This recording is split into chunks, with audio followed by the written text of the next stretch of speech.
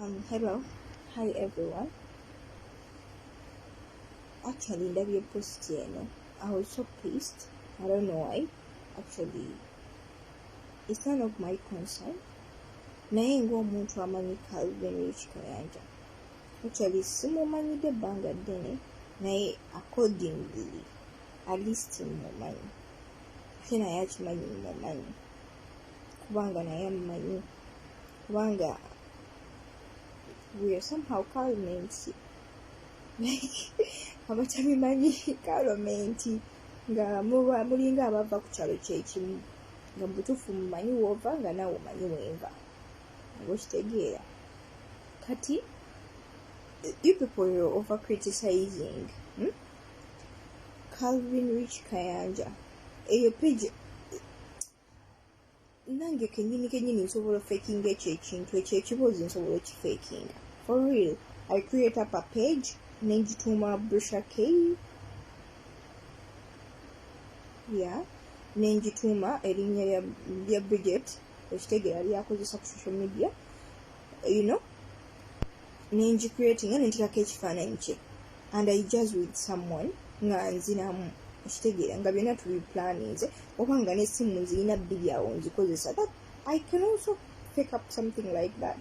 So mulekerawo okuwuddiisa abantu okitegeera akawala we kaba nga kafunye obuzibu kabufunye. People please save your drama.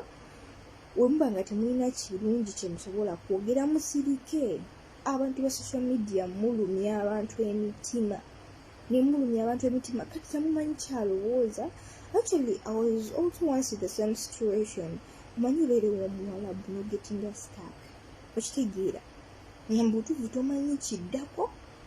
Actually bw'oba ng'obadde ofollowinga Brusha Keys abadde ebiro bino asirise Brusha Cash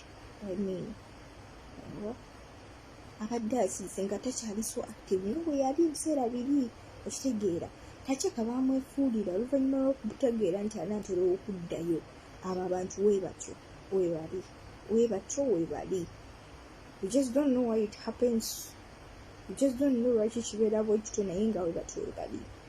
Nange naliko mu situation bwetyo nga Brusha Cash gyalimu kitegeera naye like enough nze ate nina omutwe omunene maybe okusinga ku gugwe kubanga nze nagana n'okukola nentwala ne mbagamba ndi mulwadde ovuki tebaagala kujja nga babakozi balina ebibeera byabwe mwana abawalabu oba kiki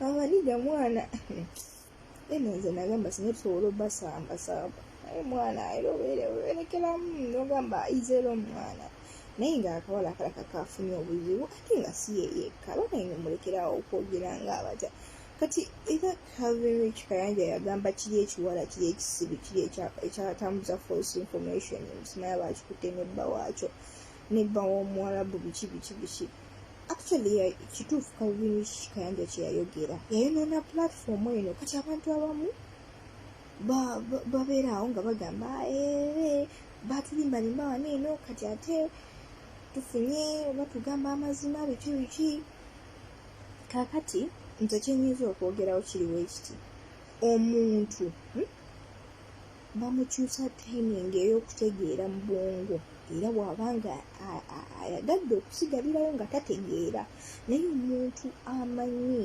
ekituufu otunuulira vidiyo eyo Calvin gye yafulumiza gye yapostinze ya Brusha ya Bridget olabira ddala nti she was real, she was speaking the fact, she was hurt okitegeera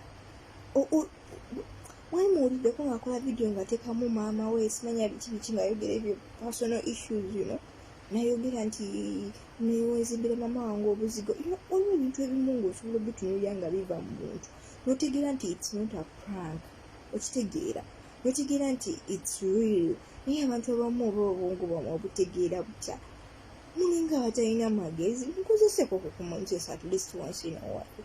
Don't be mean. Leero kituusa oyo enkya kijja tuuka ku muganda wo enkya kijja tuuka ku ggwe enkya kijja tuuka ku bwomanyi okitegeera mulekera okweyisa nga abagamba mbu era mmwe mwamala biki you cannot reach into that situation. My dear, it cannot be you naye ayinza obba relative ogwosinga okufaako.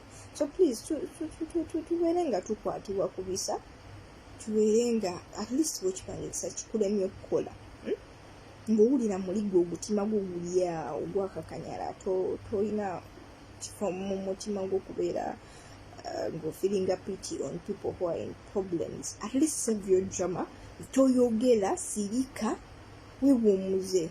Banange tubakooye.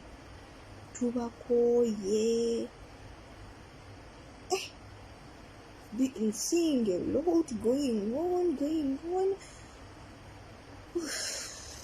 I've never even made a video, but today I was like, no. Mwewumuzeeko obulaba nga tolina kyoyagala kwogera nga mutuufu owulira muli olina nonsense gweoyagala ofulumya. Preserve it, keep it to yourself. What the heck? Mwana Abannayuganda mwabaaki? Kale si ffenna naye bannanga. For real, otunuulira omuntu otegeera omuntu ali mu buzibu n'atali mu buzibu. Okiraba ono aviiriddeyo mu audio, gwe mumujajingirako yaviirayo mu ka audio nekimala nekifulumya video nga kigamba bannange mbeetondera nyonyonyonyonyonyonyo. Okitegeera even in the same uniform ekifaananyi wekyatambulira. Naye I'm just even out of words. Dang.